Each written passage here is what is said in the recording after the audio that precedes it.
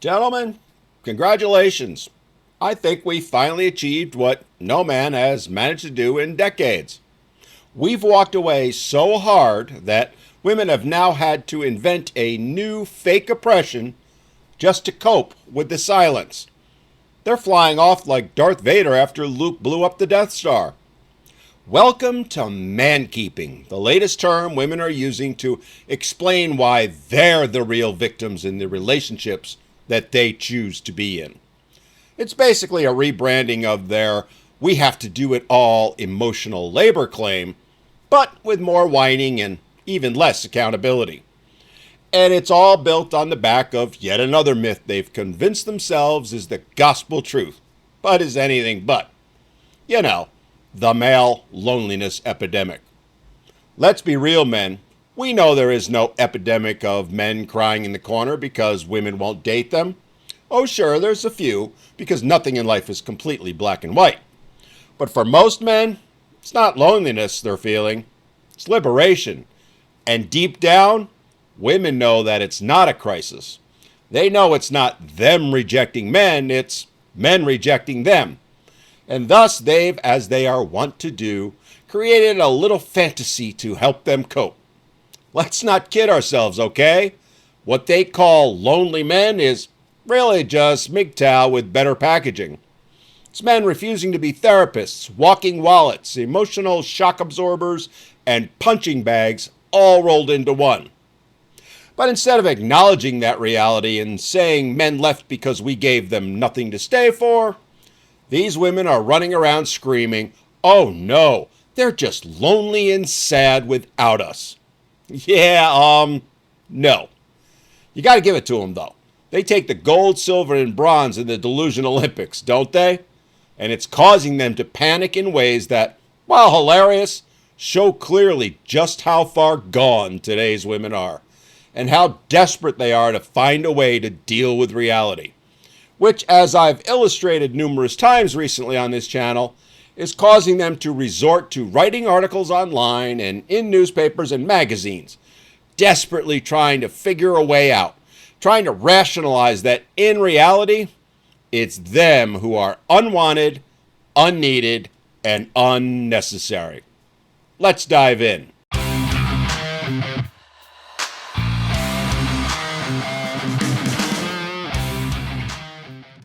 All right, to illustrate the point, I'm going to be referring to yet another little gem of a rant, well-researched article that a woman posted recently. An article that is another prime example of just how clueless these women are and how they just can't take any responsibility or accountability for their actions. Let's call it the Welcome to the Emotional Labor Camp, which actually is the title of a piece that recently came out by one Kat Rosenfield of the Free Press. This journalist took it upon herself to rationalize and explain away why it's not really women who are being rejected and alone, but men. And in the process does more to prove exactly why men are rejecting and walking away from women, and should, than I ever could. Honestly, so clueless is she that you gotta believe she just got back from a Siberian prison camp. Especially when she shares a story about her relationship with a man whose dad was dying of cancer. I mean, let me read you this little gem I pulled from the article where she shares that story about a man who dared to bare his emotions to a woman. And that woman is her. She said, and I quote, "He leaned on me hard." Oh no, how dare he? How dare your partner need emotional support when facing a life or death family crisis? I mean, really, what a loser. Maybe you should have just Venmo'd him a therapist and walked away instead of listening to his struggles.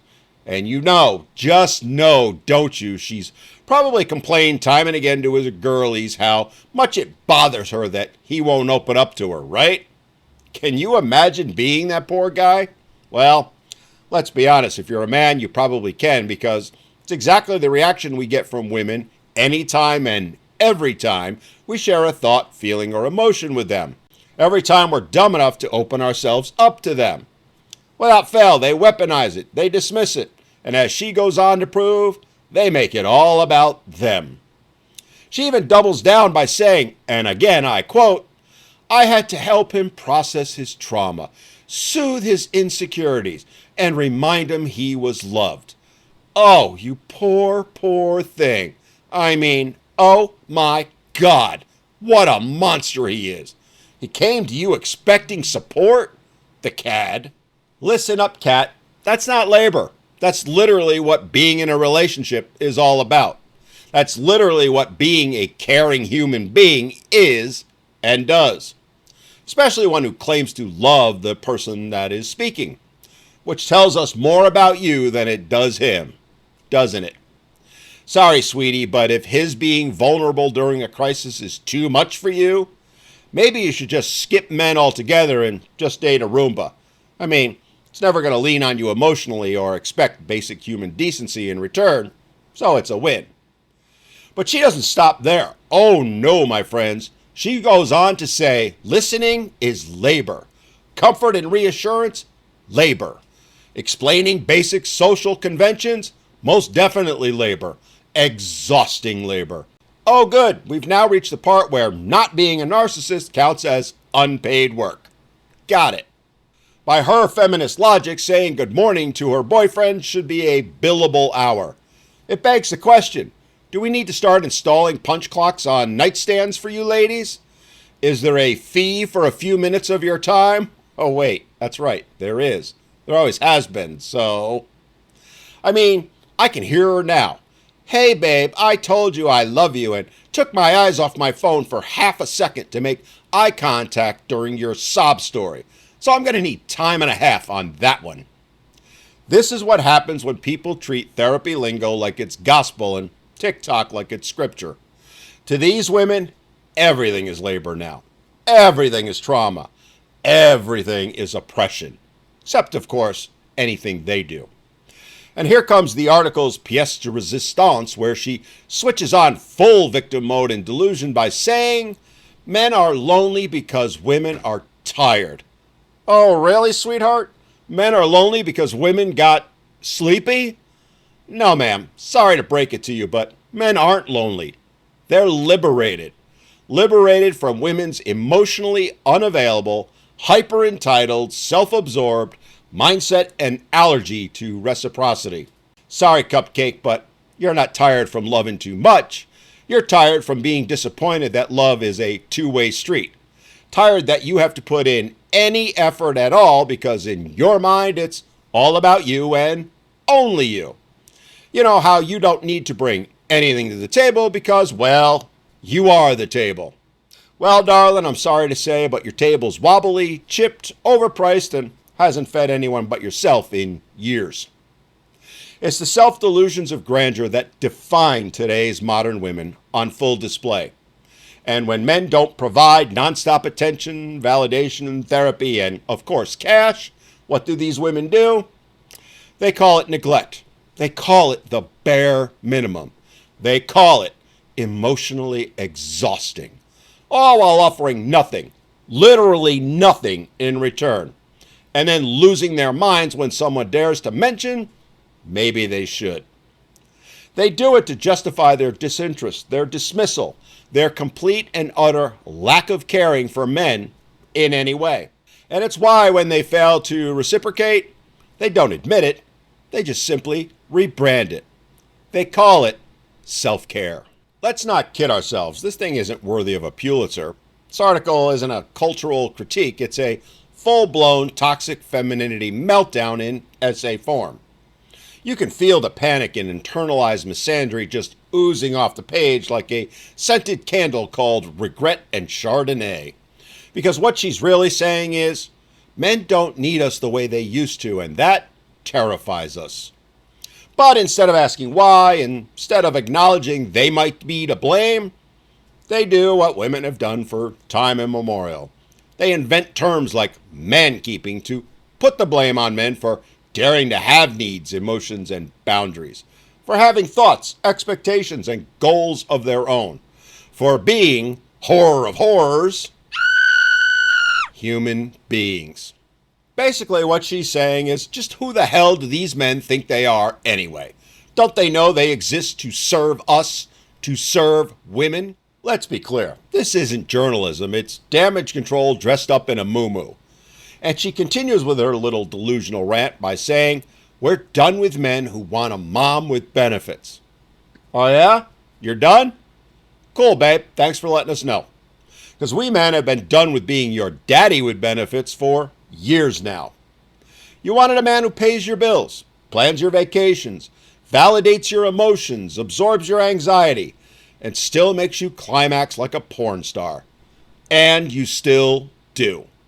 For all your supposed strength and independence, the first requirement, in fact, for most of you, the only requirement you have from a man, is that he makes enough money and has enough status to provide you with the lifestyle you think you deserve. All while pretending your Instagram stories are profound, and of course, he better not expect a damn thing in return, because him doing so makes him controlling, abusive, and of course, misogynistic. Which is why you're now raging and angry, because in this case, when he was struggling, when he was suffering and needed a hug, a little sympathy during a crisis, you went into full meltdown mode, because in your mind, he's not worthy as a man or human being of any kindness, caring, or consideration. It, as I said earlier, is all about you and only you. Always has been, always will be. You don't want to be his mom? Good, because he never wanted to date a life coach, and a pretty poor life coach at that. Now let's address the biggest who are they kidding but themselves mindset, where our little cat lady says a new generation of women is opting out of relationships. As if that's a threat. Yeah, okay ladies, welcome to the club. Because we men have been checking out for years, in fact for a couple decades now. You didn't invent this wheel, you're just trying to make it your own in order to cope. And let me clarify a few things for you though. You aren't going to like what I'm about to say. If you're going to join the walk-away movement, it's all good with us men, because in the end, whether we check out or you do, we're the ones who are going to come out ahead. No more dealing with your drama. No more dealing with your delusions. No more dealing with your ridiculous, never-ending demands and expectations. No more spending years building a home and providing for a family, only to have you take it all away because, well, Chad, Rico, or Tyrone is somehow going to do more for you. Nope. Either way, we get the one thing we want more than anything else. The one thing not only can't most of you give us, but couldn't if you tried. And that thing is peace. Sorry, ladies, but when you opt out of relationships, men don't cry. They exhale. They're not devastated. They're delighted and detoxed. Detoxed from the aforementioned drama, demands, and double standards that y'all wallow in. You're walking out thinking it's punishment. In reality for men, is freedom. Now, instead of never being appreciated or acknowledged, instead of living their lives trying to make you happy, you know, the whole happy wife, happy life insanity, they're off gaming, lifting, cooking for themselves, and most important of all, not being lectured every single damn day about your trauma from some dream you had last night or because your buddy Becky's husband did something you wish he did. You think your silence is sabotage. In reality, it's giving us the very thing we want most. Peace and quiet. And I really hate to tell you this, but you damn well better get it through your heads. Once men find that peace and quiet, they ain't ever coming back. You better accept that reality and the reality that goes with it, which is men don't want you, don't need you, and have actually learned they're far better off without you than they ever were or could be with you. And you can keep trying to cope, keep making up these fantasies to help you deal with that rejection, but it's not going to change the fact that men are done. Done with you. Not just now, but for a very, very long time to come. In the end, this man-keeping nonsense is proof of one thing: how modern women are finally experiencing what it feels like to be asked to give something back. And they just hate it. It's why they're losing their minds. They simply cannot handle it without stomping their feet and acting like petulant little preschoolers. Sorry, ladies, while you may think otherwise, it's not about labor. It's about losing control. You're losing control over men. For decades, men were expected to be stoic, supportive, stable, and silent. They were expected to be providers and take your abuse without saying a single word. All while you women vented, dumped your trauma, demanded therapy to your communication, calling it equality. And now that men have woken up, now that men are choosing peace, freedom, and emotional boundaries over your toxicity, suddenly it's a crisis. Yeah, no, darlings, this ain't no epidemic. It's just a reckoning for women that they've overplayed their hand and now have gotten called. You may not want to show your cards, but what you don't realize is you already have.